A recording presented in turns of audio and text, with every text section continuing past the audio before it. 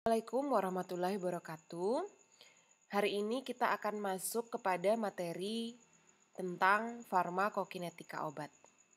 Bersama saya apoteker Valentina Meta Srikartika.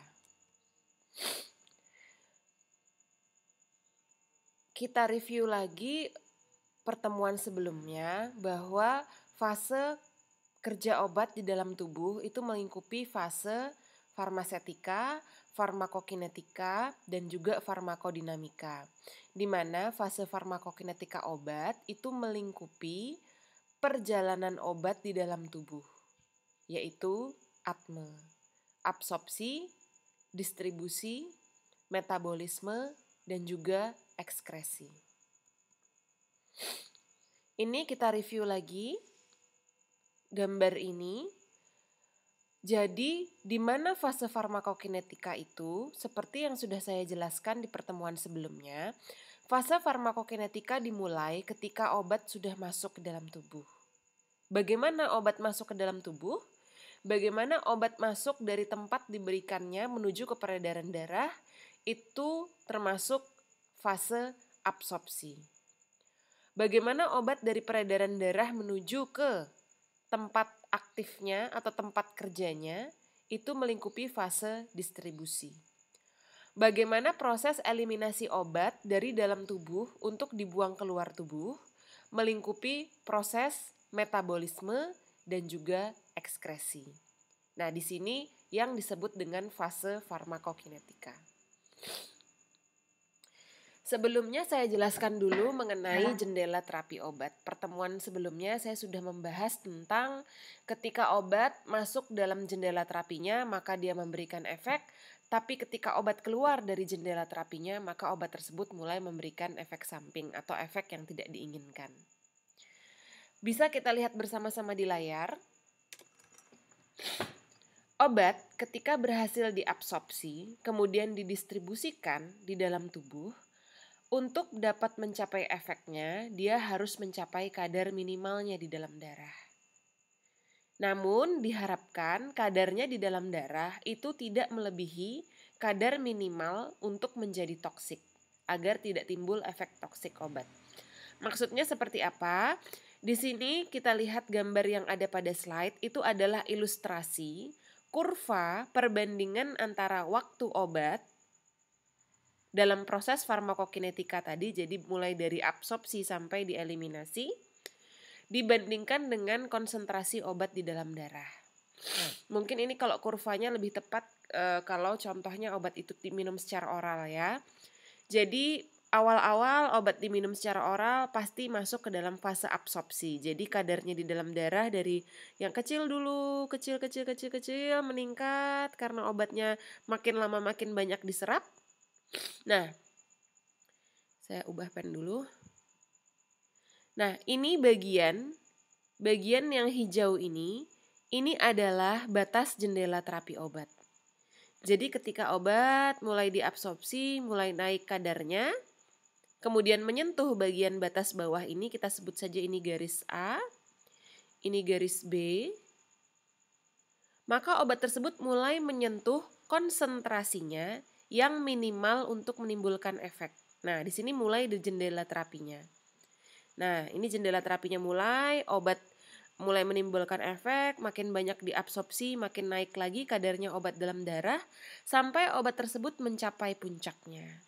Kenapa mencapai puncaknya? Artinya obat tersebut sudah maksimal diabsorpsi, sudah tidak bisa diabsorpsi lagi, jadi kadarnya mencapai puncak.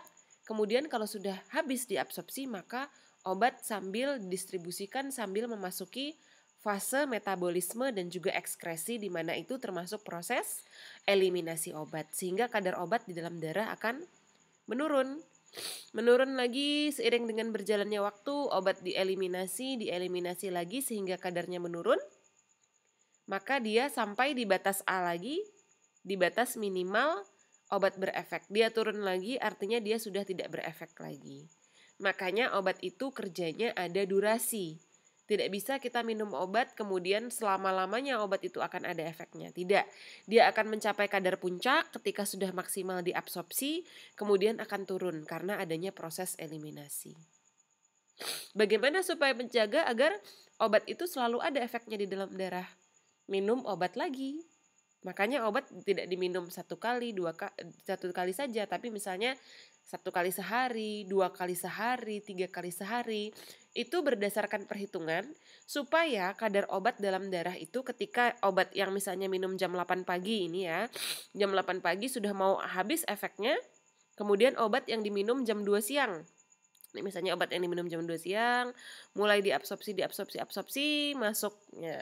Jadi ketika obat yang jam 8 mulai habis efeknya, obat yang diminum jam 2 siang mulai datang. Dan menjaga supaya konsentrasi obat total di dalam darah itu masuk ke jendela terapinya. Seperti itu. Nah tadi ada batas bawah itu yang huruf A, ada juga batas atas jendela terapi yang huruf B. Artinya apa? Ketika kadar obat di dalam darah itu misalnya diberikannya dia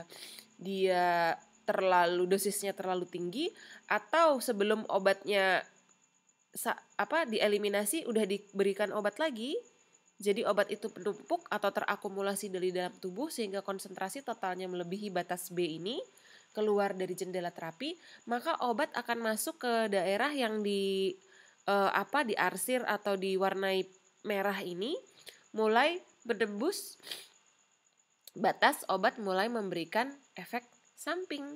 Jadi kalau minum obat itu dosisnya tidak sesuai, kadar obat dari dalam darah itu bisa melewati jendela terapinya, menyentuh kadar minimal obat yang menghasilkan efek samping. Nah, jadi mulai timbul efek samping ketika minum obat. Ilustrasinya seperti itu. Sebentar, ada yang saya perbaiki.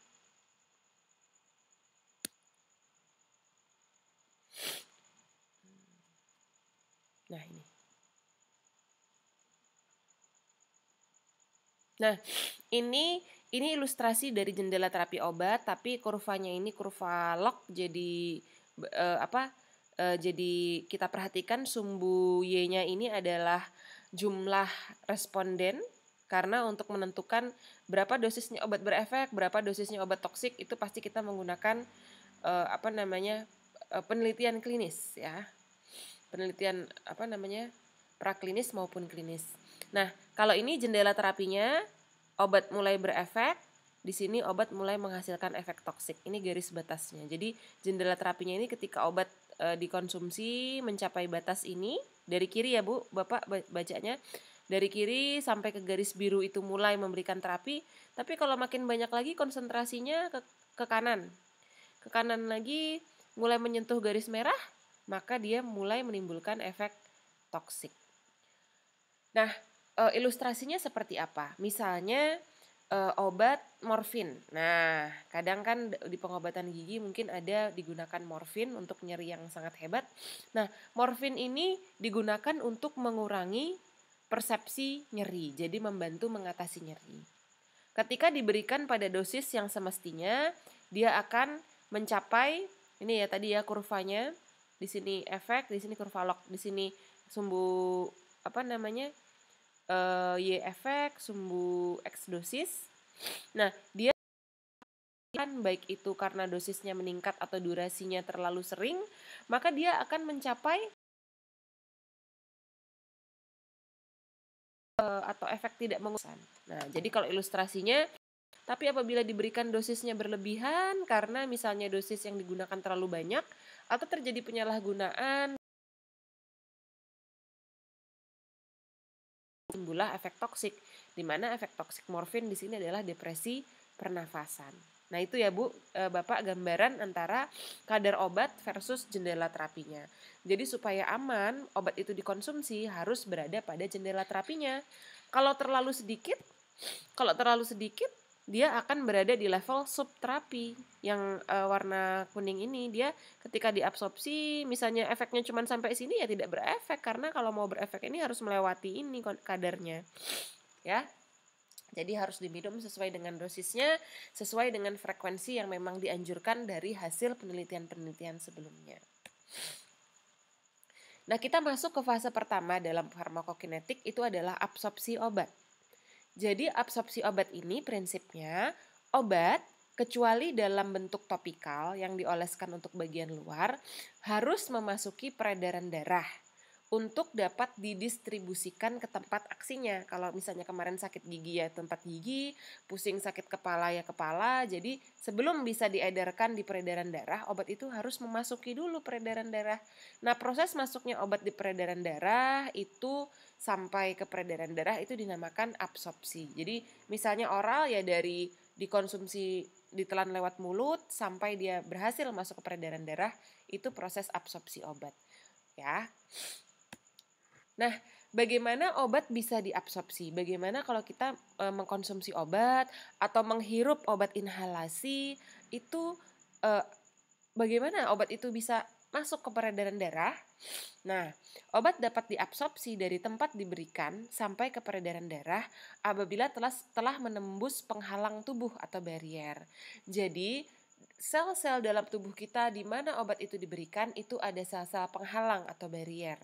Ya, kalau tidak ada penghalangnya ya semua yang kena air, kena hujan, kena apa ya namanya, kena zat-zat dari luar itu terserap semua dari dalam tubuh. Kan tubuh punya sistem perlindungan, ada barriernya. Begitu juga dengan memberikan obat, pasti kalau mau masuk ke dalam tubuh harus bisa menembus barrier dulu. Nah, ini contohnya ya, ini salah satunya misalnya kemarin ada yang ada yang sublingual. Bagaimana sih obat sublingual itu bisa masuk peredaran darah? Harus menembus sel epitel dulu yang bentuknya seperti ini. Kemudian misalnya kemarin yang lewat oral itu akan diabsorpsi lewat usus halus misalnya. Bagaimana barrier di usus halus? Ini perbesaran gambarnya yang di sini. Nah, jadi usus halus itu epitelnya, barriernya atau sel penghalangnya itu terdiri dari villi. Jadi bagaimana diabsorpsi? Dia ada villinya, ada apa ya villi itu ya? Kayak misalnya Bapak Ibu punya pel-pelan yang ada serabut-serabutnya. Nah, serabut-serabutnya itu kalau diasumsikan sel epitel saluran cerna itu adalah villi yang dimana di dalam serabut-serabut itu ada pembuluh darah. Jadi harus bisa diserap oleh villi tadi, ya. Nah, selain itu ada satu bagian lagi itu diperbesar, ini seperti ada gate. Jadi selain dia diabsorpsi lewat villi, gate atau ada jendela atau ada pagar di dalam sel barier saluran cerna yang pagar ini bisa membuka dan menutup karena suatu kondisi. Kalau dia membuka, obat bisa diabsorpsi, kalau dia menutup, obat tidak bisa diabsorpsi yang melalui gerbang ini atau gate ini. Nah, seperti itu. Nah, bagaimana proses obat menembus barier? Tadi kan kita tahu bahwa obat supaya bisa diabsorpsi harus menembus barier dulu. Nah, bagaimana proses menembus barier itu? Ada 4 cara yang umum. Mungkin ada banyak cara, tapi ada 4 cara yang umum saja. Difusi pasif, difusi terfasilitasi, transport aktif, dan juga endositosis. Kita bahas satu persatu. Nah, yang sebelah kiri ini adalah difusi pasif. Ya, yang namanya difusi pasif, Bapak Ibu ingat dulu percobaan mungkin waktu SMA yang namanya difusi itu kan dari konsentrasi tinggi ke konsentrasi rendah. Seperti misalnya kita meneteskan tinta pekat di dalam gelas cairan yang lebih encer. Dia akan menyebar, dia akan terdifusi. Nah, obat itu bisa juga masuk ke dalam barrier. Nah, ini barriernya ini Bapak Ibu ya, sel membran. Itu dengan cara difusi. Difusinya dibagi 2, yaitu difusi yang untuk obat-obatan yang larut air. Kemarin kan saya bilang bahwa membran-membran sel kita itu penyusunnya fosfolipid, kebanyakan adalah lipid. Jadi obat-obat yang mudah larut lemak dia bisa melarut ke dalam sel. Bagaimana dengan obat-obat yang larut air? Yang lebih cenderung larut air, ini kita lihat di bentuk segitiga yang berwarna biru. Ini ilustrasinya adalah obat yang larut air. Nah, obat yang larut air supaya bisa menembus membran barrier untuk bisa diabsorpsi, dia akan menembus ke pori-pori di dalam membran barrier tadi, membran sel epitel tadi. Jadi di sel epitel tubuh itu ada pori-pori. Nah, obat yang larut air dia menembus membran penghalang tubuh tadi melalui celah di pori-porinya. Kekurangannya apa kalau melalui celah di pori-porinya? Bapak Ibu bayangkan saringan. Misalnya mau nyaring tepung nih, tepung apa yang lewat di saringan? Tepung yang ukuran partikelnya dia lebih kecil daripada lubang saringan. Kalau dia jendal besar-besar ya nggak bisa tersaring. Nah begitu juga dengan obat. Obat yang larut air bagaimana bisa menembus membran hanya yang ukurannya sesuai dengan ukuran celah pori-pori membran tadi. Ya itu kekurangannya. Nah kemudian kita lihat kotak yang berwarna kuning ini adalah obat yang larut lemak. Seperti yang saya katakan pertemuan sebelumnya, obat yang larut lemak itu mudah menembus membran sel epiter barrier untuk diabsorpsi karena sel membran itu kebanyakan penyusunnya adalah lemak. Jadi obat itu ya melarut di dalam lemak tadi sehingga bisa tembus dari lingkungan eksternal, dari tempat diadministrasikannya ke peredaran darah.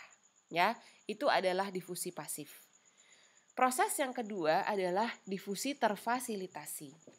Mungkin yang tadi ya, yang gambar tadi. Jadi ada gate-nya, ada gerbangnya di sel epitel. Nah, gerbang ini fungsinya dia bisa membuka atau menutup karena suatu kondisi ketika obat itu datang. Jadi obat ini yang berwarna hijau tadi, dia meminta untuk gerbang ini bisa membuka gate-nya atau gerbangnya.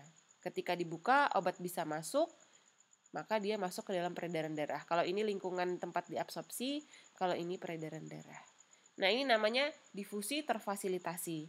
Siapa yang memfasilitasi difusinya? Ada transporter obat, penghantar obat, berupa gerbang di membran sel yang bisa membuka dan menutup karena suatu kondisi sehingga mempersilahkan obat masuk dari luar ke dalam peredaran darah. Itu difusi terfasilitasi. Mudah-mudahan bisa dipahami Bapak Ibu. Nah, kemudian kita masuk ke transport aktif. Namanya transport aktif artinya harus ada pembawa yang aktif menjemput dan menghantarkan obat. Kita lihat di gambar ini. Nah, ini bedanya kalau ini kan berupa gerbang yang bisa membuka dan menutup karena suatu kondisi. Nah, kalau transport aktif itu ada yang protein tertentu atau senyawa tertentu yang ada di membran sel yang dia harus diaktifkan ya dari ATP ke ADP supaya dia bisa membuka. Nah, jadi ketika obat itu masuk, obat itu yang lingkaran merah ini dari tempat administrasi, dia masuk, kemudian terjadi senyawa kimia reaksi kimia di sana sehingga bisa berikatan dengan transporter obat, kemudian transporter obat dia bisa menerima, kemudian dia bisa membuang untuk dihantarkan atau dimasukkan ke peredaran darah. Bedanya ada reaksi tertentu di sini yang harus aktif supaya bisa membuka atau mengaktifkan transporter obat tadi untuk menghantarkan obat dari tempat administrasi ke dalam peredaran darah. Nah, kemudian yang terakhir, bagaimana obat bisa menembus membran untuk masuk ke peredaran darah, itu adalah caranya dengan endositosis. Endositosis ini seperti proses menelan. Jadi di dalam membran dia ada suatu kantung yang bisa membuka. Jadi obat-obat dengan ukuran molekul yang besar dia cenderung masuk lewat endositosis. Jadi ditelan oleh kantung tadi, kemudian kalau habis ditelan nanti sama juga dihantarkan ke dalam membran, kemudian dilepaskan ketika sudah ke peredaran darah. Itu endositosis sebenarnya proses menelan. Dibuka, ditelan, kemudian masuk, kemudian dikeluarkan. Nah, seperti itu. Itu adalah endositosis. Mudah-mudahan bisa dipahami, kita akan masuk ke penjelasan selanjutnya.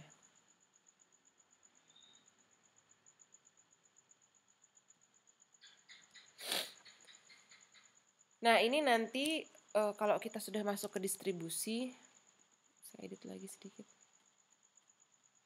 Oh, sudah.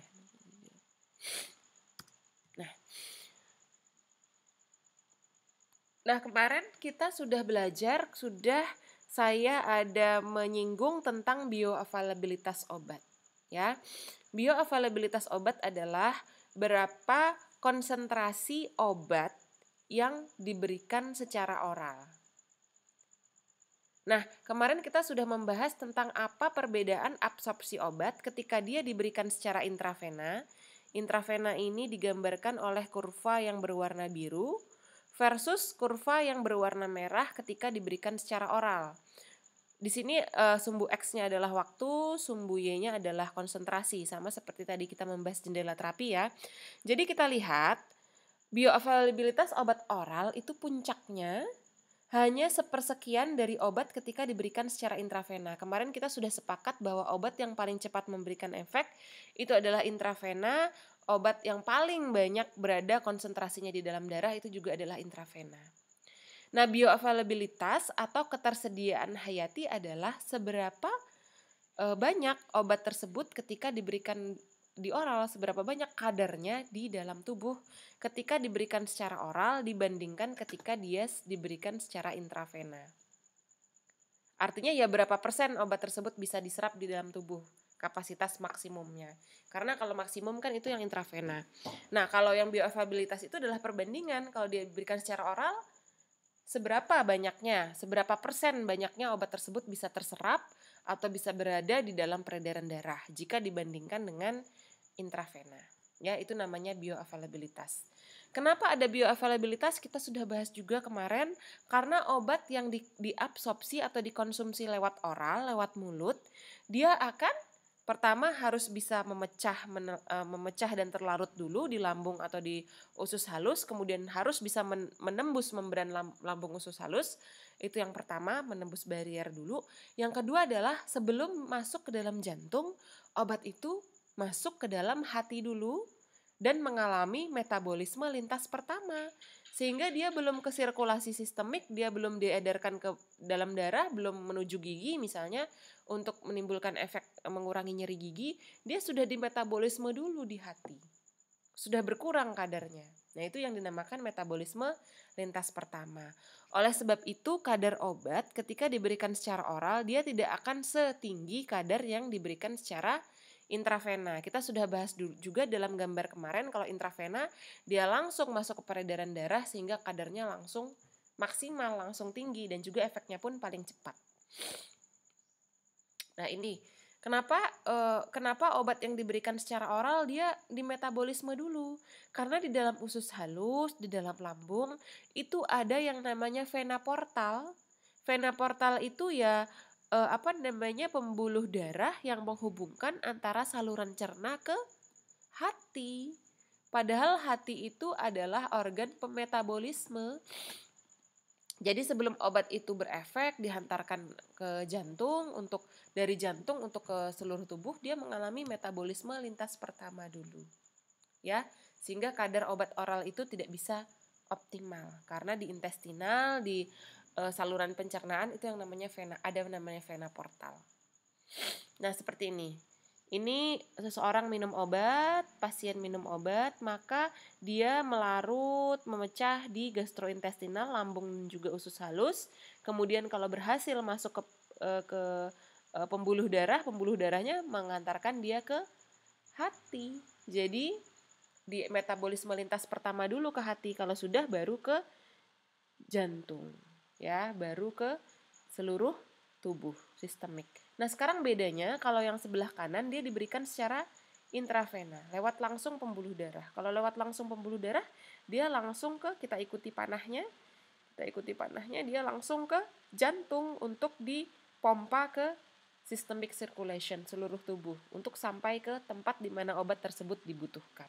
Ya, itu bedanya obat diberikan dari bentuk intravena versus bentuk oral. Oke, ini kurva perbedaannya aja. Ini kalau diberikan yang pink itu diberikan intravena, hijau itu intramuskular, hijau itu intramuskural, biru itu subkutan, kemudian ungu itu oral. Nah, jadi yang paling tinggi awalnya adalah intravena, dia cepat, dia masuk langsung tinggi dulu karena tidak melalui proses absorpsi. Yang hijau itu intramuskular, dia kadarnya lebih tinggi setelah intravena, kemudian subkutan, yang biru subkutan, baru yang ungu itu adalah oral.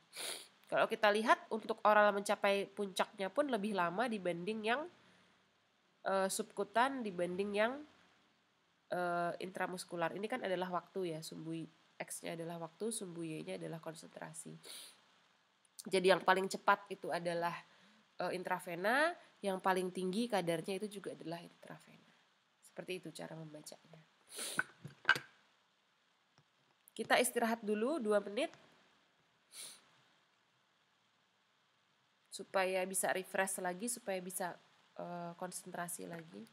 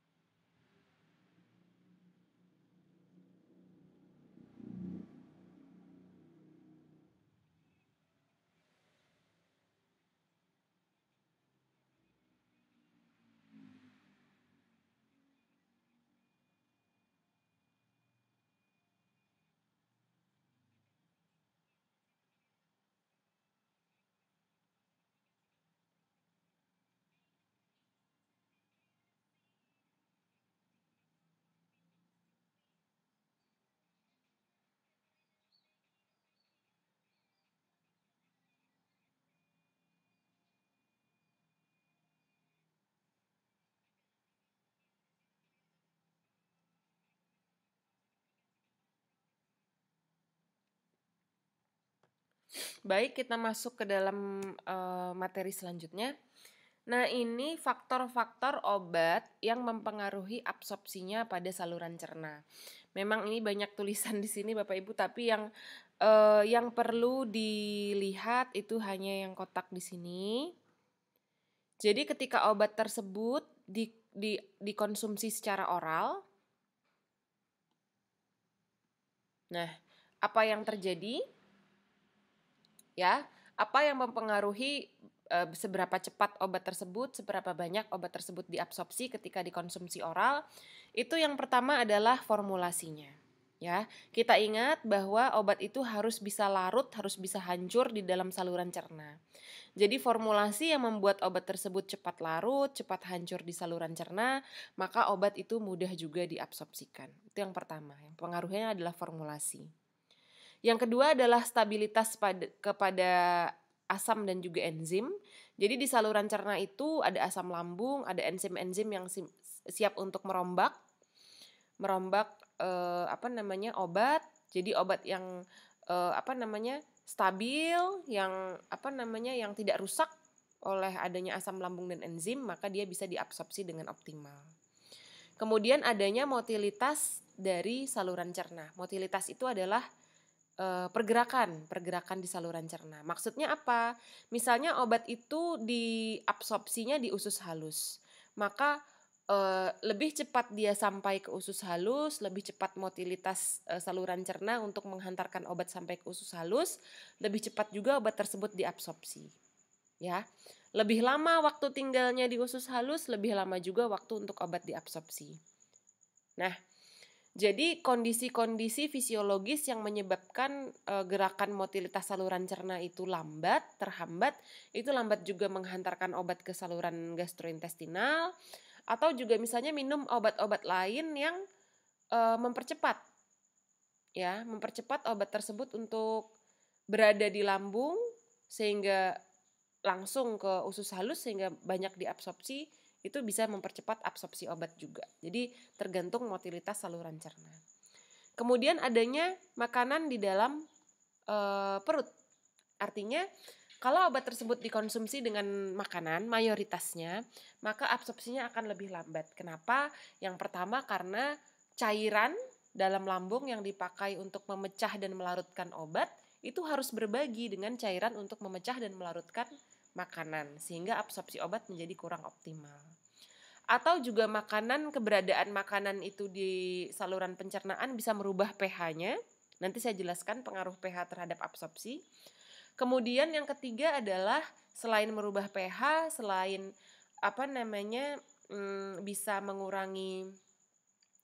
bisa mengurangi cairan yang digunakan untuk membantu menghancurkan dan melarutkan obat. Kemudian yang ketiga adalah adanya obat di dalam saluran cerna, dia bisa mengikat adanya makanan di saluran cerna, dia bisa mengikat obat. Jadi obatnya terikat ke makanan, molekulnya menjadi lebih besar.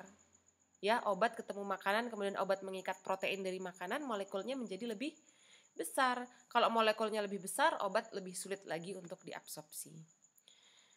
Nah, kemudian kita lihat kelarutan obat di dalam lipid atau di dalam lemak. Kemarin sudah sampaikan bahwa obat yang mudah diabsorpsi itu adalah obat yang larut di dalam lemak.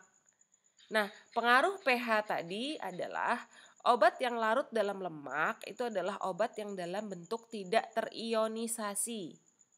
Obat yang dalam bentuk terionisasi, kita analogkan aja terion, minuman terion berarti dia larut dalam air, maka obat kalau yang terionisasi maka dia sulit untuk diabsorpsi. Nah, diingat ya Bapak Ibu ya, obat yang mudah untuk diabsorpsi, cenderung mudah diabsorpsi adalah obat yang tidak terionisasi. Kalau tidak terionisasi, dia mudah larut dalam lemak sehingga mudah diabsorpsi. Tapi kalau obat itu dalam bentuk terionisasi, dia mudah larut dalam air, maka sulit untuk diabsorpsi. Nah, itulah pengaruh pH lingkungan ini ya, pH di dalam lambung dan usus terhadap proses absorpsi obat. Ya. Misalnya obat itu dalam bentuk basa lemah, dia akan mudah diabsorpsi di usus halus yang pH-nya juga basa lemah. Basa ketemu basa, maka dia dalam bentuk tidak terionisasi, sehingga dia bisa diabsorpsi. Basa lemah dalam lingkungan asam lemah, basa ketemu asam, maka dia dalam bentuk terionisasi sehingga larut dalam air sehingga sulit untuk diabsorpsi. Saya ulangi ya, contohnya obat yang dikonsumsi dalam oral itu adalah obat yang berbentuk basa lemah, weak base, basa lemah. Obat dalam bentuk basa lemah ketemu di usus halus lingkungannya basa lemah, basa ketemu basa, maka dia dalam bentuk tidak terionisasi, unionized.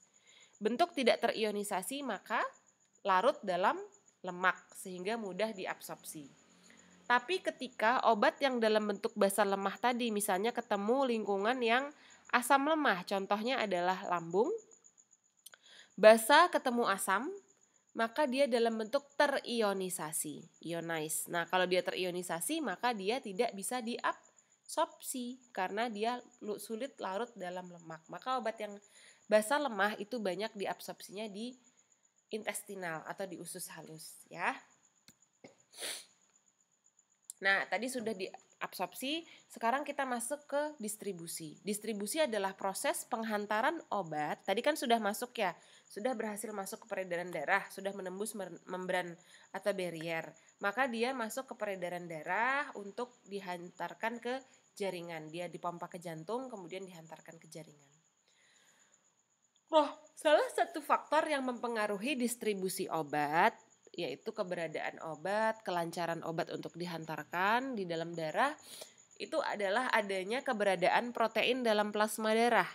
Proteinnya ini seringnya adalah albumin. Ya, albumin. Keberadaan albumin di dalam darah. Pengaruhnya apa? Pengaruhnya adalah hanya obat yang dalam bentuk bebas, tidak terikat pada albumin yang bisa menghasilkan efek terapi. Ingat itu, hanya obat yang dalam bentuk bebas, tidak terikat kepada albumin atau protein plasma yang bisa menghasilkan efek terapi.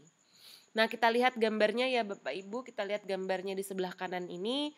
Ini contohnya adalah albumin yang berwarna hijau, yang berwarna merah adalah molekul obat. Nah, ketika sama-sama di dalam peredaran darah, molekul obat itu sekian persennya ada yang terikat kepada albumin. Nah, obat yang bisa berefek yang mana? Yang dalam bentuk bebas, yang tidak terikat kepada albumin. Ini analognya kenapa ketika misalnya dulu kita praktikum, terhirup bahan-bahan kimia atau terpapar bahan-bahan kimia, itu dianjurkan bagusnya setelah praktikum minum susu. Karena susu bisa meningkatkan kadar protein di dalam darah, susu bisa mengikat racun yang kita hirup selama praktikum sehingga racun tersebut tidak memberikan efek di dalam tubuh. Ya, karena kita pengen supaya obat ini dalam hal ini kan sama analognya seperti racun. Jadi ketika kita praktikum terpapar zat kimia tersebut masuk ke dalam tubuh, kita pengennya zat kimia itu tidak memberikan efek dengan cara mengikat zat kimia tersebut kepada protein dalam darah. Bagaimana cara meningkatkan protein? Salah satunya adalah minum susu setelah praktikum. Nah, seperti itu. Maka juga obat itu juga jangan dikonsumsi bersamaan dengan susu karena tidak akan berefek karena banyak obat yang akan berikatan kepada albumin di dalam darah. Nah, ini singkat saja.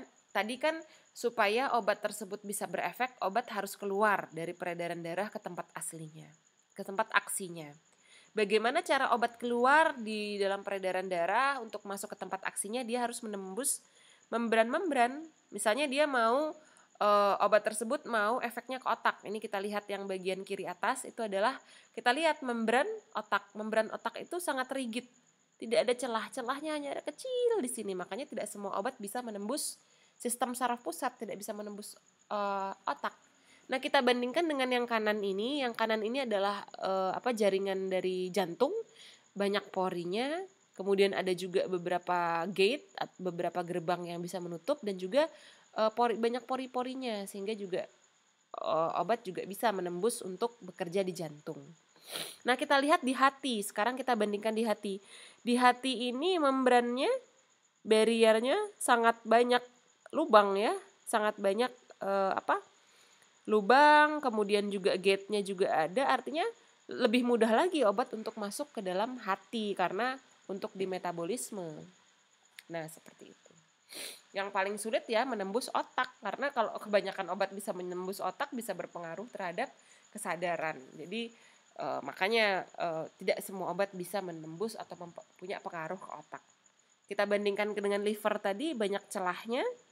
Di membran-membran organnya, membran-membran sel penyusun organnya juga ada beberapa gate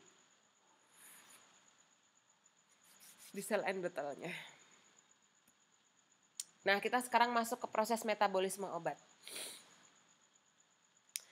Apa itu proses metabolisme obat? Proses metabolisme obat adalah proses yang bisa mengubah struktur obat, membentuk metabolitnya. Hasil dari metabolisme namanya metabolit. Umumnya kurang aktif secara farmakologis. Kenapa kok malah dikurang aktifkan? Karena obat tersebut kan harus kita buang supaya dia efeknya tidak berkelanjutan ya. Karena kalau berkelanjutan dia lama-lama bisa menumpuk, bisa toksik. Jadi obat tersebut harus bisa dibuang, harus bisa dieliminasi. Bagaimana cara mengeliminasinya adalah salah satunya melalui proses metabolisme. Jadi metabolisme itu, obat itu di struktur kimianya itu dipecah, ditambahkan gugus-gugus tertentu yang menyebabkan obat itu menjadi tidak aktif. Proses metabolisme juga mengubah struktur obat menjadi lebih larut air sehingga lebih mudah diekskresikan. Kemarin sudah saya sampaikan diekskresikan salah satunya adalah melarut di urin, melarut di feses, atau lewat exhale pernafasan kita, di mana salah satu syaratnya obat bisa dikeluarkan dari dalam tubuh, dia harus larut air karena butuh larut dalam urin dan juga feses tadi. Nah, bagaimana mengubah obat yang larut lemak supaya mudah masuk dalam tubuh menjadi larut air supaya mudah dikeluarkan oleh tubuh, itu melalui proses metabolisme. Reaksi metabolisme oleh obat diperantarai oleh enzim yang berfungsi melindungi tubuh dari materi asing. Jadi bagaimana caranya supaya obat bisa dikeluarkan? Itu dibantu oleh enzim metabolisme. Nah, ini ilustrasinya metabolisme. Jadi metabolisme obat itu di metabolisme di dalam hati supaya obat tersebut bisa dalam bentuk yang tidak aktifnya. Bagaimana cara membuat obat menjadi bentuk tidak aktif? Yang merubah gugusnya menjadi larut dalam air, ya. Makanya tadi ketika kita belajar absorpsi, obat yang dalam bentuk terionisasi atau larut air susah menembus absorpsi, membran absorpsi. Tapi kalau untuk diekskresikan, obat harus terlarut dalam air supaya mudah dikeluarkan dari dalam tubuh. Ya, sebenarnya metabolisme itu ada 2 fase. Jadi metabolisme fase pertama, ada obat yang melalui fase pertama, dia mengubah obat menjadi bentuk yang lebih aktif lagi. Jadi ada sekian persen dari obat yang diberikan dalam tubuh itu ketika di metabolisme dia malah aktif. Tapi ada beberapa obat juga yang ke fase 2, ya. Mayoritas obat ke fase 2. Jadi obat ketika masuk ke dalam proses metabolisme, dia dipecah struktur kimianya atau diberikan gugus-gugus tertentu yang membuat dia larut dalam air, lebih larut dalam air sehingga menjadi obat yang dalam bentuk tidak aktif, ya. Nah, obat di metabolisme untuk gugusnya menjadi lebih larut air sehingga bisa dikeluarkan lewat urin dan juga lewat empedu, lewat feses. Dia menjadi tidak aktif. Bayangkan kalau tidak ada proses metabolisme ini, kita minum obat ya, obatnya selalu ada di peredaran darah, lama-lama apa? Kalau seperti makanan, lama-lama busuk. Obat juga seperti itu, mengeluarkan senyawa-senyawa yang bisa berbahaya bagi tubuh. Sehingga ketika sudah manfaatnya sudah ada, maka harus segera dibuang dari dalam tubuh dengan bantuan yang pertama adalah metabolisme, bantuan enzim di hati. Nah, setelah itu untuk dieliminasi apa? Setelah berhasil di metabolisme, setelah berhasil diubah menjadi bentuk yang lebih larut air, sekarang tinggal dikeluarkan dari dalam tubuh. Dikeluarkan dari dalam tubuh, masuk ke fase yang namanya ekskresi obat. Ya. Fase ekskresi obat.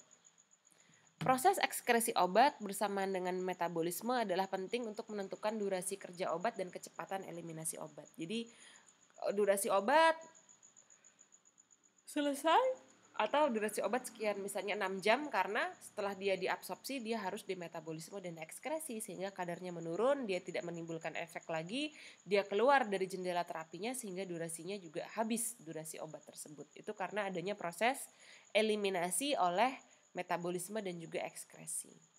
Ekskresi itu apa? Ekskresi adalah proses di mana obat ditransfer dari lingkungan internal ke lingkungan eksternal. Organ yang terlibat adalah ginjal, paru-paru, empedu, dan juga usus. Ya.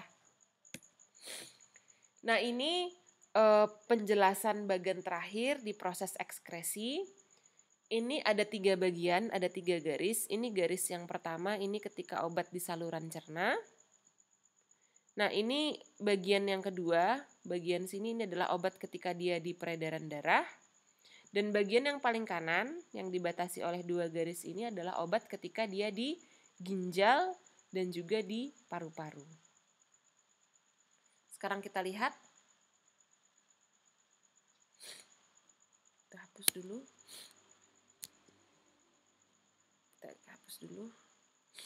Nah, sudah dapat gambaran ya tadi Bapak Ibu. Jadi kalau yang bagian sini, ini obat ketika dia di saluran cerna. Bagian sini, bagian B, kita anuin aja obat bagian A. Ini bagian B ketika di peredaran darah.